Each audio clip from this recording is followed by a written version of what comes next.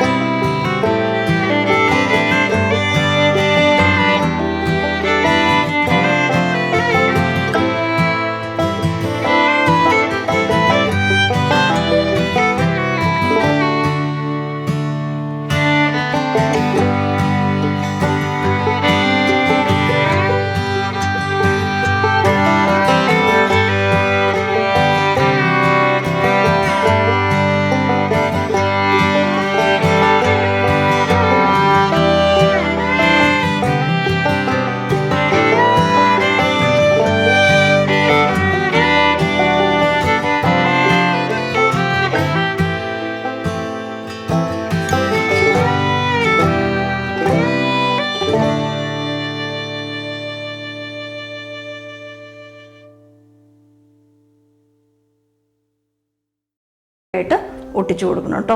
ഇനി നമുക്ക് സ്ട്രിങ് റെഡിയാക്കണം. സ്ട്രിങ് റെഡിയാക്കാൻ വേണ്ടിയിട്ട് ഞാൻ ഇതുപോലെ 2 റോപ്പ് ഇതുപോലെ എടുത്തിട്ടുണ്ട്. സെയിം സൈസിലുള്ള റോപ്പാണ് എടുത്തിരിക്കുന്നത്. ഇനി ഇതിന് നമുക്ക് ഇതുപോലെ തന്നെ 2 എണ്ണം വേണം എനിക്ക്. ഇപ്പൊ നിങ്ങൾക്ക് കൂടുതൽ തിക്കായിട്ടുള്ളത് വേണമെങ്കിൽ നിങ്ങൾക്ക് അതിനനുസരിച്ച് ഇടാം കേട്ടോ. 2 മടക്കില് ഇതുപോലെ സ്ട്രിങ് എടുക്കണ്ട്.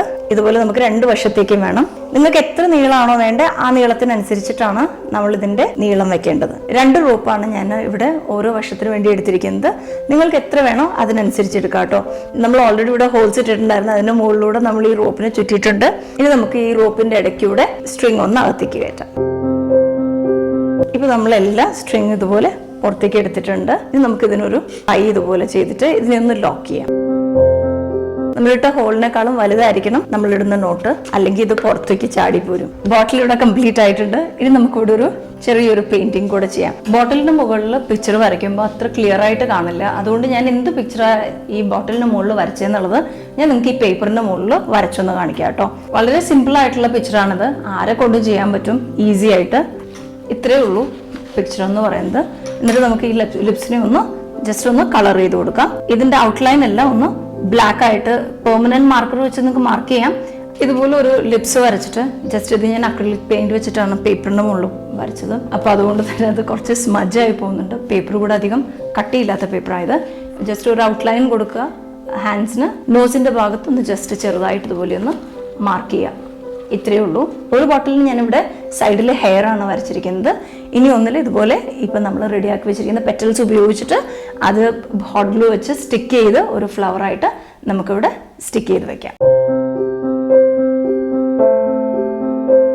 നിങ്ങൾ എന്ത് പെയിന്റിംഗ് ആണോ ചെയ്യാൻ ഉദ്ദേശിക്കുന്നത് അതിന് നമ്മൾ ആദ്യം പെൻസിൽ വെച്ചിട്ട് റഫായിട്ട് ഡ്രോ ചെയ്തെടുക്കണം. അത് കഴിഞ്ഞിട്ട് നമുക്ക് കളർ ചെയ്യാം. പിന്നെ ഇതിൽ അക്രിലിക് പെയിന്റ് നന്നായിട്ട് പിടിക്കും. ഒരു കുഴപ്പമില്ല, ഈസി ആയിട്ട് നമുക്ക് പെയിന്റ് ചെയ്തെടുക്കാം. ഇനി നമുക്ക് ഇതിനെ ഒന്ന് പെയിന്റ് ചെയ്തെടുക്കാം. ഇതിന്റെ മുകളിൽ പെയിന്റ് ചെയ്യാൻ വളരെ എളുപ്പമാണ്. അപ്പോൾ ആദ്യം തന്നെ നമുക്കിപ്പം ബ്ലാക്ക് ഔട്ട്ലൈൻ വേണമെന്നുണ്ടെങ്കിൽ നിങ്ങൾക്ക് പെർമനന്റ് മാർക്കർ യൂസ് ചെയ്തിട്ട് ഇതിന്റെ ഔട്ട്ലൈൻ ഇടാവുന്നതാണ്.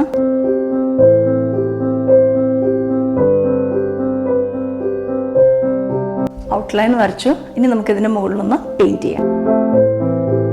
ഇപ്പോൾ ഇവിടെ ഇതുപോലെ ഔട്ട്ലൈൻ ഇട്ടിട്ടുണ്ട്. ഇനി നമുക്ക് ഒന്ന് കളർ ചെയ്യാം. ജസ്റ്റ് ലിപ്സിന് മാത്രമേ ഞാനിവിടെ കളർ കൊടുക്കുന്നുള്ളൂ. പെയിന്റ് ചെയ്ത് കഴിയുമ്പോൾ ഔട്ട്ലൈൻ പോകും കേട്ടോ. അപ്പം പിന്നെ ഒന്നുകൂടെ ഒന്ന് ഔട്ട്ലൈൻ വരച്ചു കൊടുക്കണം. ലിപ്സ് ഇവിടെ പെയിന്റ് ചെയ്തിട്ടുണ്ട്. ഔട്ട്ലൈൻ ഒന്നുകൂടെ ഒന്ന് ശരിയാക്കി കൊടുക്കണം. ഫേസ് ഇതുപോലെ ഡ്രോ ചെയ്ത ശേഷം ഞാനിവിടെ ഹെയർ കൊടുത്തിരുന്നു. ഈ ഒരു ബോട്ടിലിന് ഹെയർ അല്ല കൊടുക്കുന്നത്, അതിന് പകരം നമ്മളൊരു ഫ്ലവർ ആണ് ഉണ്ടാക്കി വെക്കാൻ പോകുന്നത്. ഈ കോണിന്റെ ഔട്ടർ ലെയർ ഉപയോഗിച്ചിട്ടാണ് നമ്മൾ ഈ ഫ്ലവർ ഉണ്ടാക്കാനായിട്ട് പോകുന്നത്. ഞാനിവിടെ കാർഡ്ബോർഡിന്റെ പീസിൽ 2 സൈസിലുള്ള 2 പെറ്റൽസ് ഇതുപോലെ വെട്ടി വെച്ചിട്ടുണ്ട്. പെറ്റൽ ഉണ്ടാക്കുമ്പോൾ പ്രത്യേകം ശ്രദ്ധിക്കേണ്ട ഒരു കാര്യം എന്താണെന്ന് വെച്ചാൽ ഇതിന്റെ അകവശം ഉണ്ടല്ലോ, ഈ അകവശമാണ് നമുക്കും ഫ്ലവറിന് അകവശമായിട്ട് വരേണ്ടത്. ഇവിടെ പുറംവശമായിട്ട് വരണം. ഇത് ഓൾറെഡി നമ്മളിങ്ങനെ നോക്കുമ്പോൾ നമുക്കറിയാം ഇതിങ്ങനെ മുമ്പിലേക്ക് ഇങ്ങനെ കേളായിട്ടാണ് നിൽക്കുന്നത്. വെച്ചാൽ അകത്തേക്ക് കുഴിഞ്ഞ് ഇങ്ങനെ പുറത്തേക്ക് തള്ളിയാണ് നിൽക്കുന്നത്. അകംവശം അകത്തേക്ക് കുഴിഞ്ഞാണ് നിൽക്കുന്നത്.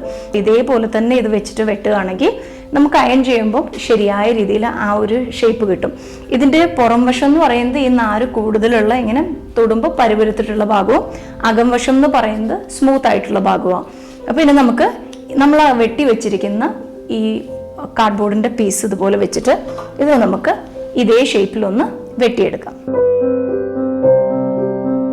ഞാനിതുപോലെ ഒരു പെറ്റൽ ഇവിടെ വെട്ടിയെടുത്തിട്ടുണ്ട്. ഇതുപോലെ തന്നെ ചെറുതും നമുക്ക് വെട്ടിയെടുക്കാം. ഈ ഒരു ഷേപ്പിൽ മാത്രമല്ല, നമുക്ക് ഡിഫറെൻറ്റ് സൈസസിലും ഡിഫറെൻറ്റ് ഷേപ്പിലും നമുക്ക് ഇതുപോലെയുള്ള ഫ്ലവേഴ്സ് ഉണ്ടാക്കിയെടുക്കാം. എന്നിട്ട് നമുക്ക് പലതരത്തിലുള്ള ക്രാഫ്റ്റിന്റെ ഫോം നമുക്ക് ഇതുപോലെ ഉണ്ടാക്കിയെടുക്കാവുന്നതാണ്. വരുന്ന വീഡിയോകളിൽ ഞാൻ ഇതുകൊണ്ട് ചെയ്തിരിക്കുന്ന മറ്റുള്ള ഫ്ലവേഴ്സ് കൂടെ കാണിക്കാം കേട്ടോ. ഇത് ചെറിയ പെറ്റലാണ്, ഇത് വലിയ പെറ്റലാണ്. ഇനി നമുക്ക് ഇതിനൊന്ന് അയൺ ചെയ്ത് കേൾ ചെയ്തെടുക്കാം. പെറ്റലിനെ കേൾ ചെയ്തെടുക്കാൻ വേണ്ടിയിട്ട് നമുക്ക് ആദ്യം ഇതുപോലെ കട്ട് ചെയ്ത് വെച്ചിരിക്കുന്ന പെറ്റലിനെ എടുക്കാം. ആദ്യം ഒത്തിരി നാര് പൊങ്ങി നിൽക്കുന്ന ഭാഗം താഴ്വശത്തേക്കാക്കിയിട്ടും സ്മൂത്ത് ആയിട്ടുള്ള ഭാഗം മുകൾ വശത്തേക്കാക്കിയിട്ടും ഇതുപോലെ വെച്ചിട്ട് ആദ്യം എല്ലാ ഭാഗവും ഒന്ന് അയൺ ചെയ്തെടുക്കണം. ഒത്തിരി അയൺ ചെയ്യരുത്, കുറച്ചൊന്ന് ചെയ്താൽ മതി. പിന്നെ പയ്യനെ ഉണങ്ങുമ്പോൾ ശരിയായിക്കോളും. ഇതിപ്പം അത്രയും ഡ്രൈ ആയിട്ടുള്ള ലീഫ് അല്ല ഇത്. എന്നിട്ട് നമ്മൾ താഴ്വശത്ത് നന്നായിട്ട് ഇതുപോലെ ഒന്ന് ഒരു കുറച്ച് നേരം ഇങ്ങനെ ഒന്ന് പ്രസ് ചെയ്തെടുക്കണം. എന്നിട്ട് പ്രസ് ചെയ്യുന്ന കൂട്ടത്തിൽ നമ്മൾ ഇതിനെ ഒന്ന് ഇതുപോലെ ഒന്ന് കേൾ ചെയ്ത് കൊടുക്കണം. ഒരുപാട് ഇതിന്റെ മുകളിൽ